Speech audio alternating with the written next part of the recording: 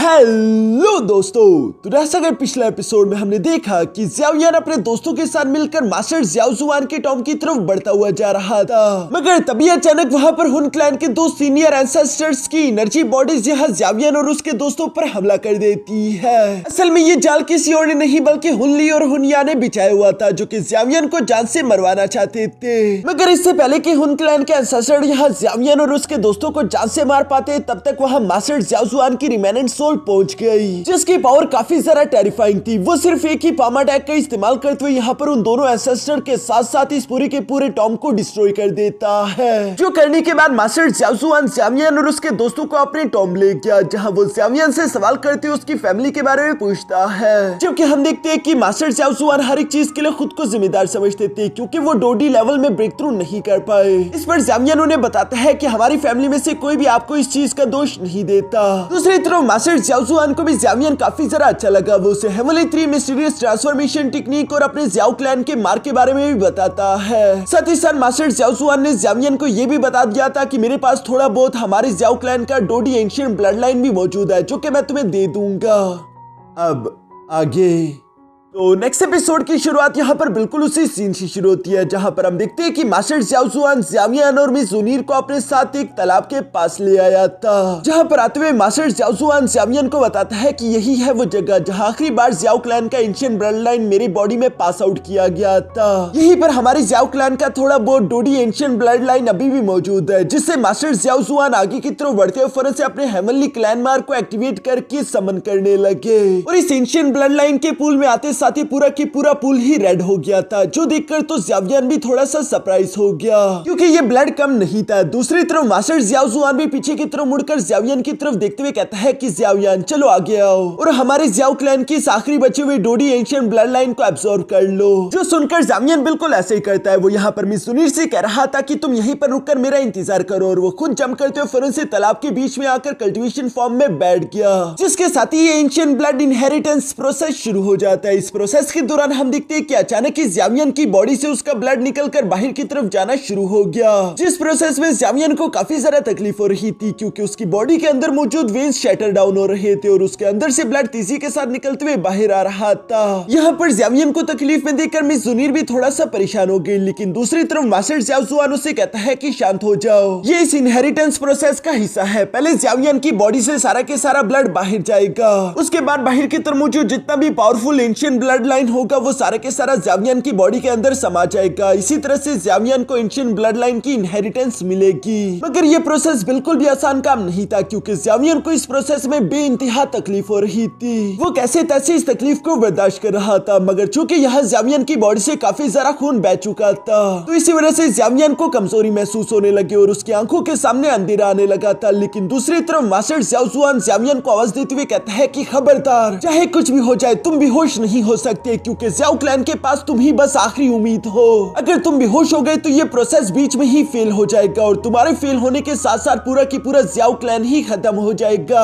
जो बातें सुनकर ज़ियाओयान फौरन से खुद पर काबू करने की कोशिश करता है, और वो इन सारी तकलीफों को बर्दाश्त करते हुए यहाँ पर अपनी बॉडी से सारा के सारा ब्लड बाहर की तरफ निकलवा चुका। इस तकलीफ के प्रोसेस को कंप्लीट होता हुआ देखकर मास्टर जुआन तो काफी ज्यादा खुश हो जाते हैं, जिसके बाद वो अपनी पावर्स को एक्टिवेट करते हुए कहता है कि अब समय आ चुका कि ज़ियाओयान की बॉडी में एंशिएंट ब्लड लाइन को इंजेक्ट किया जाए। और ये कहती मास्टर ज़ियाओ जुआन ने फौरन से इस प्रोसेस को करवाना शुरू कर दिया, जिस प्रोसेस के दौरान हम देखते हैं कि आसपास का एंशिएंट ब्लड लाइन इकट्ठा होते हुए ज़ियाओयान की बॉडी के आसपास घूमते हुए उसकी बॉडी के अंदर इंजेक्ट होने लगा, जो सब दूर से मिस ज़ुनीर भी होता हुआ देख रही थी। और वो फौरन मास्टर ज़ियाओ जुआन से सवाल करते हुए कहती है कि मैं आपसे पूछना चाहती हूँ, आपने खुद कहा था कि एंशिएंट ब्लड लाइन के अंदर कुछ ऐसी पावरफुल एनर्जीज है जिन्हें आपने पास्ट में सील कर दिया था। इस पर मास्टर ज़ियाओ जुआन मिस ज़ुनीर की तरफ देखते हुए कहता है कि मैं जानता हूँ कि तुम क्या सोच रही हो, यही कि एंशिएंट ब्लड लाइन के अंदर मौजूद वो खतरनाक एनर्जी अगर मेरे कंट्रोल से बाहर निकल गई तो ज़ियाओयान शायद उसे कंट्रोल नहीं कर पाएगा, और इस तरह से वो कभी डोशिंग लेवल में भी ब्रेक थ्रू नहीं कर पाएगा। लेकिन तुम अच्छे से जानती हो कि ज़ियाओयान के पास दूसरा कोई रास्ता नहीं, वो हर एक मुश्किल के लिए तैयार है। मिस ज़ुनीर भी इस बात से एग्री करती थी, मगर तभी अचानक हम देखते हैं कि दूसरी तरफ ज़ियाओयान को दोबारा से दर्द महसूस होने लगा। ये देखकर मिस ज़ुनीर हैरान होते हुए कहती है कि अब क्या गलत हो गया। मास्टर ज़ियाओ जुआन को भी कुछ समझ नहीं आ रहा था। वो ज़ियाओयान की तरफ गौर से देख रहे थे, क्योंकि हम देखते हैं कि ज़ियाओयान की बॉडी के आसपास कुछ पर्पल कलर की लाइटनिंग चमक रही थी।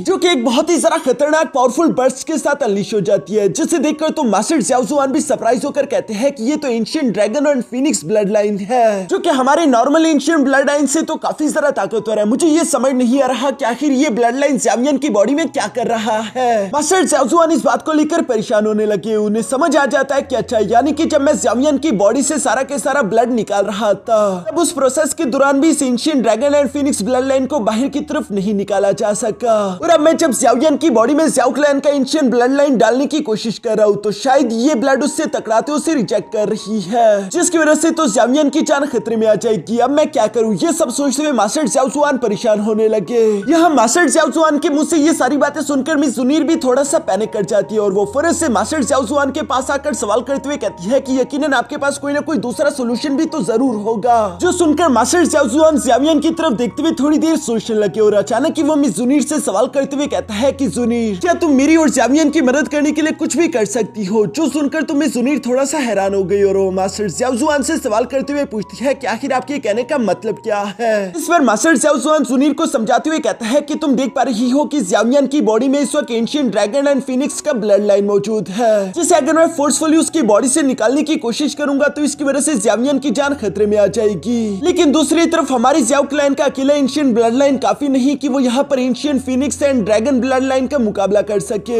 अगर उस ब्लड लाइन को सप्रेस करना है तो हमें उसके लिए और एंशिएंट क्लैंस का भी ब्लड लाइन चाहिए होगा, यानी कि जुनीर, मुझे तुम्हारा एंशिएंट ब्लड लाइन चाहिए। जो सुनकर तो मैं जुनीर भी हैरान हो गई थी और वो मास्टर ज़्याओ जुआन से कहती है कि इसका मतलब क्या आप दो अलग अलग एंशिएंट क्लैंस के ब्लड लाइन को मिक्स करके ज़्यावियन की बॉडी में रखवाना चाहते हो? इस पर मास्टर ज़्याओ जुआन जवाब देते हुए कहते हैं कि हाँ, सिर्फ यही तरीका है ancient dragon and Phoenix blood line को सप्रेस करवाने का, और ऐसा करने के बाद ज़्यावियन की पावर पहले से भी ज्यादा इंक्रीज कर जाएगी। यहाँ पर ज़्यावियन को बचाने के लिए हम देखते हैं कि मिस जुनीर फौरन से एग्री हो जाती है और वो मास्टर ज़्याओ जुआन से कहती है कि अगर यही मामला है तो फिर तो आप जो कहोगे मैं वो करने के लिए तैयार हूँ। जो सुनकर तो मास्टर ज़्याओ जुआन भी खुश हो गई। वो मिस जुनीर से कहती है कि मैं ज़्यावियन और पूरा की पूरा ज़्याओ क्लैन हमेशा तुम्हारा एहसानमंद रहेगा और मैं तुम्हारा इसके लिए शुक्रिया भी अदा करता हूँ। जिस पर मिस जुनीर जवाब देते हुए कहती है कि शुक्रिया की कोई जरूरत नहीं, क्योंकि आप अच्छे से जानते हैं कि अगर ये ज़्यावियन के लिए ना होता तो मैं कभी भी इस बात के लिए एग्री नहीं होने वाली थी। ये कहते साथ ही जुनीर ने फौरन से अपने हाथ पर कट लगा दिया था, जहाँ पर हम देखते हैं कि वो अपना डिवाइन एंशिएंट ब्लड लाइन निकालते हुए यहाँ पानी में मिलाने लगी, जो कि सिर्फ कुछ ही सेकंड्स के अंदर इस पूरे के पूरे तालाब में फैल गया था। इसके बाद हम देखते हैं कि मास्टर ज़्याओ जुआन यहाँ पर ancient dragon and Phoenix blood line को सप्रेस करने के लिए फौरन से उस एंशिएंट डिवाइन ब्लड लाइन का इस्तेमाल करने लगा,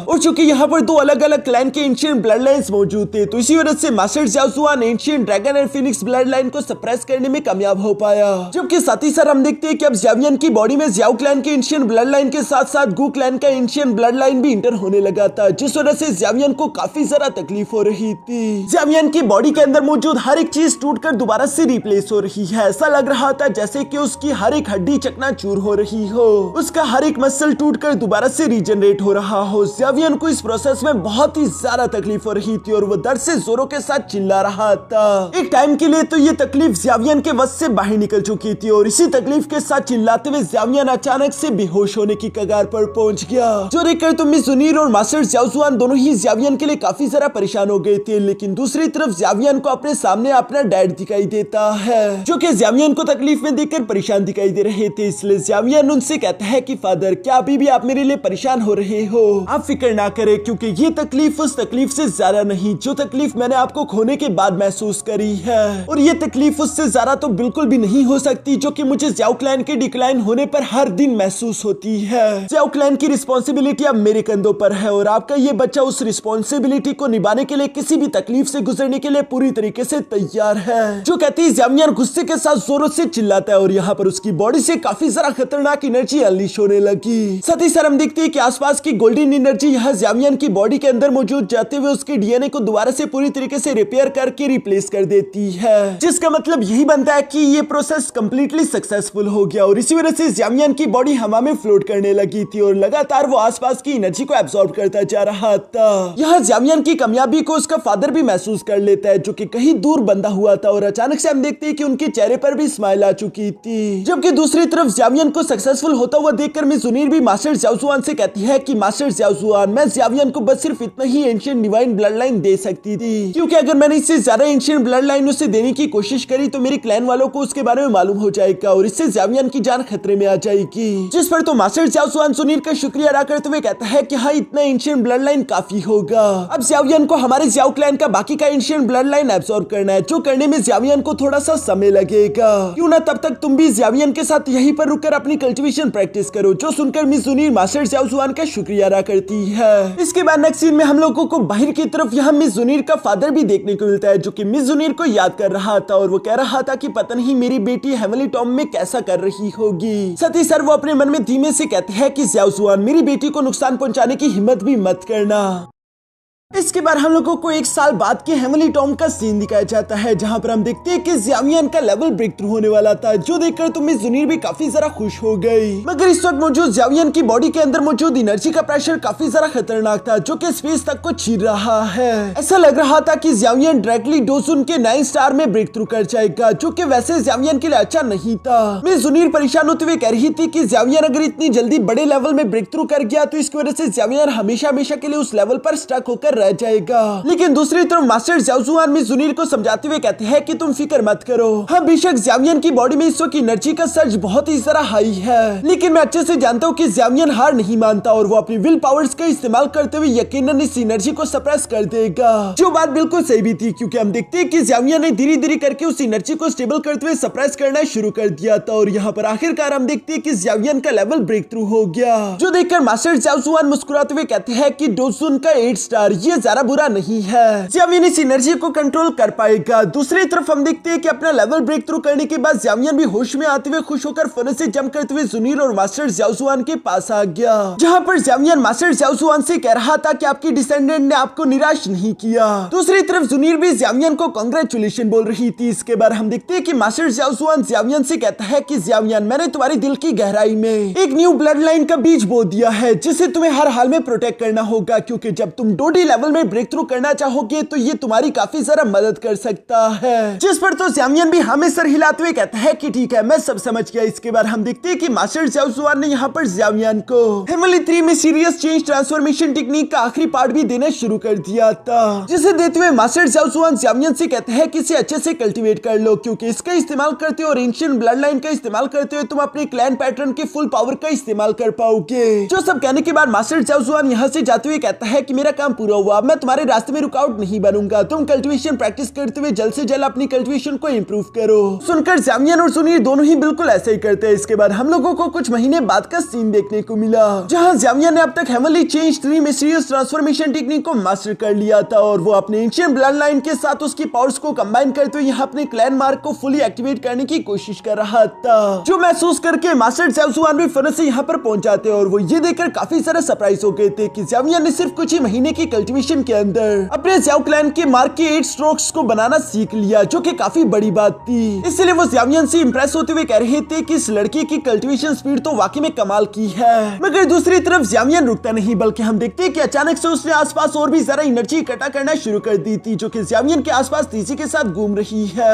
ये देखकर तो मास्टर ज़्याओयान थोड़े से हैरान हो गए और वो हैरान होते हुए कहते हैं कि आखिर ये ज़्याओयान करना क्या चाहता है। क्या सच में इसे लगता है कि ये हमारे क्लैन मार्क के 9 स्ट्रोक को इतनी जल्दी बना सकता है? यह मास्टर ज़्याओयान जब ये सवाल कर ही रहे थे, तभी अचानक हम देखते हैं कि दूसरी तरफ ज़्याओयान ने कुछ ही देर की कोशिश के बाद आखिरकार अपने क्लैन मार्क के 9 स्ट्रोक को भी कंप्लीट कर दिया, जो देखकर तो मास्टर ज़्याओयान से पूरी तरीके से इंप्रेस हो चुके थे और वो मुस्कुराते हुए कहते हैं कि ये लड़का हर बारी मुझे सरप्राइज कर देता है, इस लड़के के साथ रहना तो हर एक दिन ही सरप्राइजिंग होगा। जिस पर मिस जुनीर जवाब देते हुए कहती है कि हाँ, ज़्याओयान बचपन से बिल्कुल ऐसा टैलेंटेड है। दूसरी तरफ ज़्याओयान भी अपनी क्लैन मार्क की प्रैक्टिस करने के बाद तेजी से मूव करते हुए फन से यहाँ मास्टर ज़्याओयान के सामने आ जाता है, जहाँ पर वो उनका शुक्रिया अदा करते हुए कह रहा था कि मास्टर, ये टेक्निक मुझे देने के लिए आपका बहुत बहुत शुक्रिया। Complete heavenly 3 mysterious change transformation technique को प्रैक्टिस करने की वजह से मैं अब आसानी के साथ अपने क्लैन मार्क को एक्टिवेट कर सकता हूँ। जिस पर मास्टर ज़्याओयान को बताता है कि एक दिन ऐसा जरूर आएगा जब तुम क्लैन मार्क को पूरी तरीके से परफेक्ट कर लोगे, उसके बाद तो तुम्हें heavenly 3 mysterious change transformation technique को एक्टिवेट करने की जरूरत ही नहीं पड़ेगी, क्योंकि इस दुनिया की सबसे ज्यादा पावरफुल सीक्रेट टेक्निक कोई और नहीं बल्कि क्लैन मार्क ही होता है। ये सब कहते हुए अचानक से मास्टर ज़ियाओ जुआन ने यहाँ पर ज़ियावियन की रिंग में कुछ अजीब महसूस किया, इसलिए वो फौरन उसे बाहर की तरफ निकाल लेते हैं। जो देखकर तो ज़ियावियन भी हैरान होते हुए मास्टर ज़ियाओ जुआन से सवाल करके पूछता है कि क्या हुआ एंसेस्टर, क्या कुछ गड़बड़ है। दूसरी तरफ मास्टर ज़ियाओ जुआन उस इंसेक्ट को देखते हुए बताते हैं कि ये तो एंशिएंट डिवोरिंग इंसेक्ट्स की क्वीन है, जो कि कम से कम बानशिंग लेवल की एग्जिस्टेंस के बराबर होगी। ये सुनकर तो ज़ियावियन शॉक हो गया था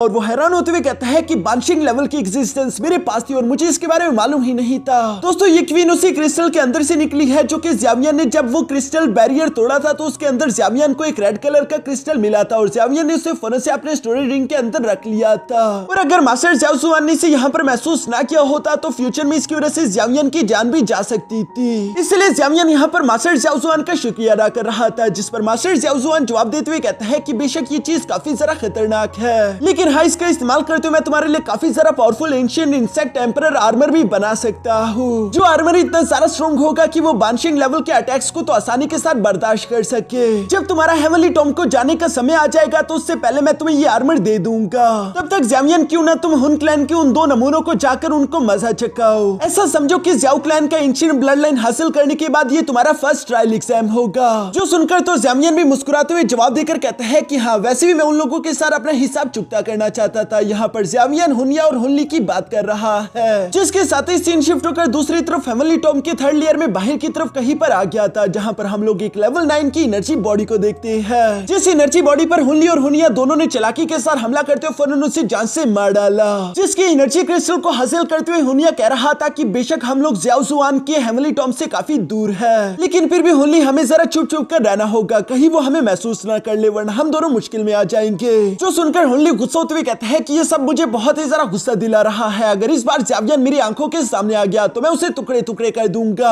अगली बार मैं ज़ियावियन को बिल्कुल नहीं छोड़ने वाला। यहाँ पर हुनली अब ये सब कह ही रहा था, तभी अचानक ऊपर से किसी की आवाज सुनाई दी, जो कि हुनली से कह रहा था कि आखिर अगली बारी का इंतजार क्यों करो, अभी ही हम लोग अपना हिसाब क्यों न चुकता कर ले। जो कहते साथ ही अचानक हम देखते हैं कि हवा में एक बहुत बड़ा space time crack portal open हो जाता है, जिसके अंदर से ज़ियावियन और जुनीर निकलते हुए बाहर आ गए। यहाँ पर ज़ियावियन और जुनीर को अचानक से देखकर हुनली और हुनिया के पास तो कोई भी प्लान नहीं था, इसलिए ये दोनों फौरन वहां से भागने की कोशिश करते हैं। मगर ज़ियावियन इन्हें भागता हुआ देखकर कहता है कि इतनी भी जल्दी भागने की क्या है, और ये कहती वो तेजी के साथ मूव करते हुए फौरन इन लोगों के सामने आ गया। जो देखकर हुनली अपने वेपन्स का इस्तेमाल करते हुए ज़ियावियन पर अटैक करने की कोशिश करता है, मगर दूसरी तरफ हम देखते हैं कि ज़ियावियन ने काफी कूल तरीके से सिर्फ एक ही हाथ का इस्तेमाल करते हुए उस वेपन अटैक को रोक दिया था। जो अटैक वैसे तो काफी ज्यादा पावरफुल था, लेकिन ज़ियावियन के सामने अब ये कुछ नहीं। ज़ियावियन भी मुस्कुराते हुए हुनली से कहता है कि 2 साल की कल्टीवेशन करने के बावजूद भी तुमने तो जरा सा भी इंप्रूवमेंट नहीं किया, ये तो काफी ज्यादा डिसअपॉइंटिंग है। जो सुनकर हुनली अपने दूसरे वेपन से ज़ियावियन पर हमला करने की कोशिश करता है, जिसे तो ज़ियावियन ने सिर्फ एक ही पंच में डिस्ट्रॉय कर दिया। साथ ही साथ ज़ियावियन का वो पंच सीधा जाते हुए हुनली की बॉडी से भी टकरा जाता है, और ज़ियावियन की इस पंच का अटैक इतना ज्यादा खतरनाक था कि हुनली सीधा उड़ते हुए जमीन से जा लगा, जहाँ जिस अटैक की वजह से हुनली के अंदर के ऑर्गन पूरी तरीके से शैटर हो चुके थे, और वो यहाँ पर अपनी आखिरी सांसें लेते हुए कहता है कि ये इम्पॉसिबल है, तुम इतनी जल्दी 8 स्टार डोज़ुन लेवल पर कैसे पहुंच गए। और इसी के साथ हुनली की वहीं पर मौत हो गई। जो देखकर तो ज़ियावियन मुस्कुरा रहा था। दूसरी तरफ हुनिया ये सब देखते हुए कहता है कि फिक्र मत करो हुनली, मैं बाद में तुम्हारा बदला जरूर लूंगा। ये सब कहते हुए वो दुम दबाकर यहाँ से भागना चाहता था, लेकिन ज़ियावियन उसे भी भागने नहीं देता, और वो तेजी के साथ मूव करते हुए फौरन से हुनिया के सामने आकर खड़ा हो गया, जहाँ पर ज़ियावियन हुनिया से कहता है कि आखिर बाद में क्यों, अभी बदला लो ना।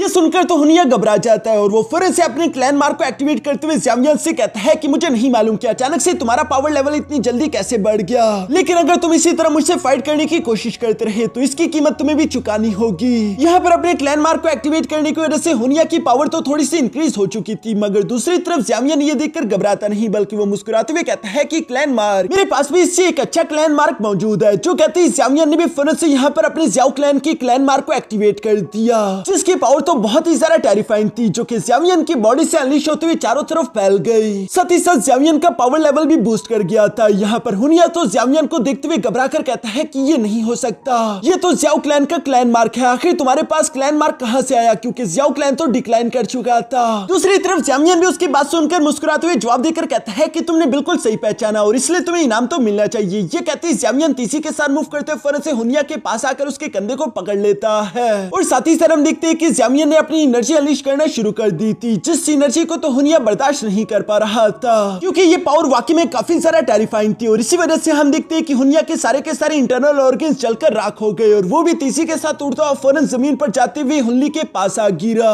यहाँ पर इन दोनों को जान से मारने के बाद ज़ावियन हवा में फ्लोट करते हुए काफी कूल तरीके से कहता है कि फिक्र मत करो, जल्दी मैं हुन क्लैन के बाकी के लोगों को भी जान से मारकर तुम्हारे पास भिजवा दूंगा ताकि तुम लोग अकेले बोर ना हो। इसके बाद ज़ावियन और मिजुनिर वापस से ज़्याओ जुआन के टॉम पहुंच जाते हैं, जहाँ पर आते ही ज़्याओ जुआन उनकी तरफ देखते हुए कहता है तो तुम दोनों वापस आ गए, ये लो ज़ावियन कैच करो। और ये कहते ही मास्टर ज़्याओ जुआन ने फौरन से एंशिएंट इंसेक्ट एम्परर आर्मर यहाँ ज़ावियन के हवाले कर दिया था, जिसके बारे में मास्टर ज़्याओ जुआन कहता है कि अब तुम लोगों के पास हेवनली टॉम में ज्यादा समय नहीं बचा, इसलिए मैंने जल्दी से जल्दी इस आर्मर को तुम्हारे लिए क्रिएट कर दिया, क्योंकि तुम दोनों के जाने का वक्त काफी जरा करीब आ चुका है। पता नहीं आखिर ये 3 साल इतनी जल्दी कैसे गुजर गए। ज़ावियन भी मास्टर ज़्याओ जुआन की ये बातें सुनकर थोड़ा सा इमोशनल हो गया था और वो मास्टर ज़्याओ जुआन से सवाल करते हुए कहता है कि मास्टर क्या हमारे जाने के बाद आप यहाँ पर इसी तरह से एग्जिस्ट करोगे? जिस पर मास्टर ज़्याओ जुआन जवाब देते हुए कहता है कि हाँ, एक एनर्जी फॉर्म में एग्जिस्ट करने का यही अंजाम होता है। मैं हेवनली टॉम से बाहर नहीं जा सकता, अगर मैंने हेवनली टॉम से बाहर जाने की कोशिश की तो मैं फौरन से गायब हो जाऊंगा, यही है मेरा अंजाम। एक एनर्जी फॉर्म में एग्जिस्ट करने की वजह से अब मुझे हेवनली टॉम में हमेशा हमेशा के लिए अकेले रहना होगा। जो सुनकर तो ज़ावियन मास्टर ज़्याओ जुआन से सवाल करते हुए कहता है कि ऐसा मत कहिए एंसेस्टर, कोई ना कोई रास्ता तो होगा आपको दोबारा से जिंदा करने का।